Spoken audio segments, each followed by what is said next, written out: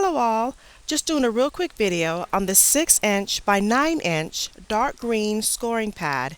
It does come in a pack of 10, which is also really cool because you can do a lot with it.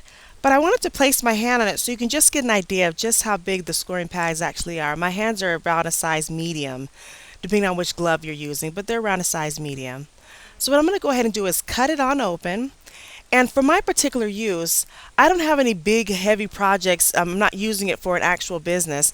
So what I like to do is I like to end up cutting the scoring pads into thirds and to fourths so I can be able to use it for different ways. And I can actually be able to, save money because instead of using the big one on a project and cleaning something and then end up throwing it away, I can easily be able to just cut it into fourths real quick like I'm doing. And I'm not going to give you any dimensions or anything because it's not a science. I'm just, it's for home use.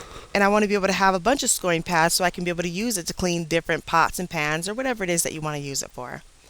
Now for this one, I'm going to go ahead and cut it into thirds so that if I have a bigger job, I can be able to have an actual bigger scoring pad, which is actually kind of nice.